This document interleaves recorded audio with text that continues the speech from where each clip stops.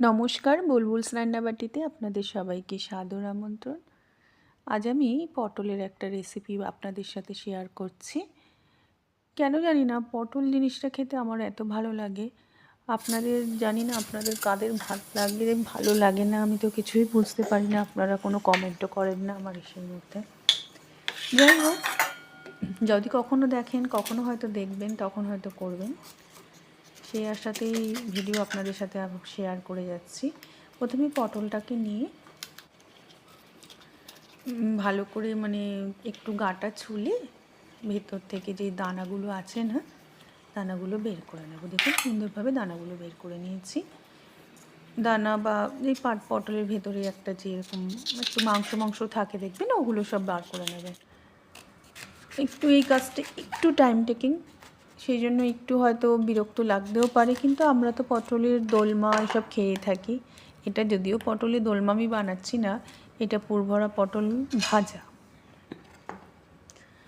আর এটা যদি আপনারা চান তো গ্রেভিও করে খেতে পারেন। তার জন্য একটা গ্রেভি বানাতে হবে, এর থেকে বেশি কিছু নয়।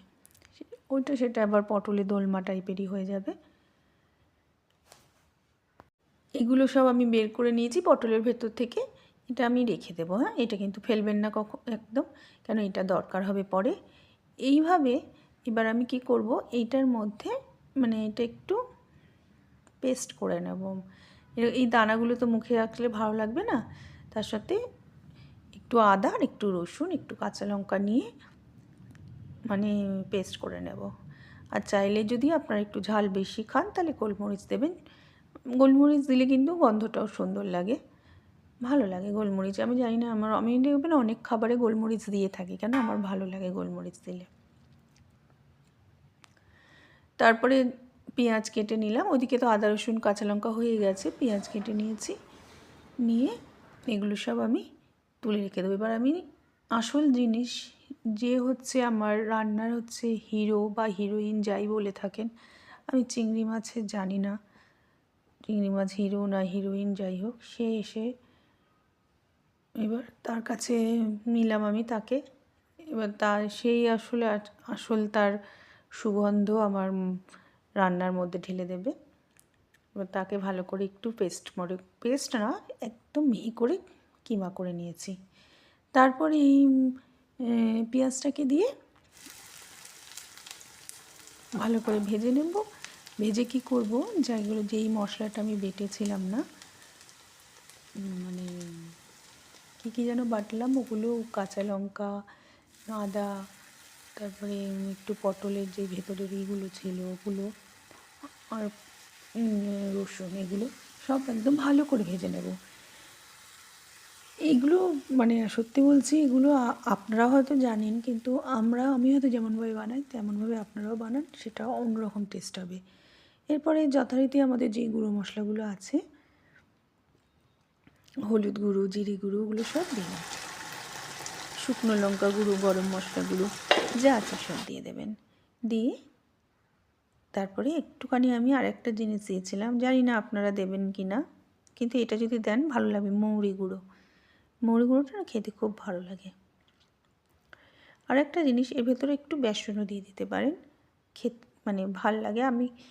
আমি দিইনি যদিও, কিন্তু বেসন দিলে কী হয় বলুন তো, এর ভেতরে যদি কোনো থাকে না, জল টাইপের জিনিস, একটু যদি তার জলটা শুকনো হয়ে যায়। আর এটা সাধারণত নিরামিষ করলে দিতে দিলে ভালো হয়, কিন্তু যদি আমি চিংড়ি মাছের তো করছি, চিংড়ি মাছের না দিলেও হবে। এইভাবে একটা সুন্দর একটা বেশ পুর বানিয়ে রেখে দেবেন। এই পুরটা দিয়ে না, জানেন কি করা যাবে, সিঙ্গারা করা যাবে, খুব ভালো লাগে চিংড়ির সিঙ্গারা। পটলের মধ্যে ভরেছি, হয়তো অনেকেই ভাববেন এত সুন্দর পুর পটলে, যেমন আমার বাড়িতে অনেকেই কয়েকজন যাদের পছন্দ না পটল, তারা বলছে পটলের মধ্যে চিংড়ির পুরটা দিয়ে কেন চিংড়িটা নষ্ট করছো, কিন্তু না, খুব সুন্দর খেতে হয়। আপনারা যারা পটল খেতে পছন্দ তারা তো বুঝতেই পারবেন। আমি এটা ভাজা করব আর সুন্দর গরম ভাত দিয়ে খাবো, আমার এটাই ইচ্ছা ছিল। যাই হোক, এইভাবে ভাজা করে ঢুকি পুরো ভালো করে পটলের ভেতরে এগুলো সব ভরে নেব। একটু সাবধানে করবেন, কেন বলুন তো, পটলের গাটা খুব মোটা তো, তাহলে কী অনেক সময় বেশি করে যদি ফাঁক করতে যান অনেক সময় ফেটে যেতে পারে। হাত দিয়ে করুন, চামচ দিয়ে করুন, যা খুশি দিয়ে ভরতে পারেন। লাগবে, দুটো হাতে লেগে যাবে, তাতে কিছু হবে না। হাতে লাগলে, রান্না করতে গেলে আমাদের মেয়েদের হাতে হলুদ, লঙ্কা, নুন লাগবেই, তাতে কিছু হয় না। যদি সেসব চিন্তা করে রান্না করতে হয় যে আমার হাতে হলুদ লাগবে না, তাহলে কিন্তু রান্না করাটা খুব মুশকিল হয়ে যাবে, তখন রান্না করাটা পছন্দের জিনিস হবে না। হাতটা সাবান দিয়ে ধুয়ে নিলেই আবার সুন্দর হয়ে যাবে আপনার হাত। এইভাবে সব কটা পটল আমি ভরে নেব, আর এখানে বলে রাখি, যদি আমার রেসিপিটা আপনাদের পছন্দ হয় তবে অবশ্য করেই লাইক অ্যান্ড সাবস্ক্রাইব করে দেবেন আমার চ্যানেল বুলবুলস রান্নাবাটি। আর যদি ফেসবুক পেজ থেকে দেখে থাকেন তাহলে ফলো করে দেবেন, আর একটা করে কমেন্ট লিখে দিলে খুব ভালো হয়।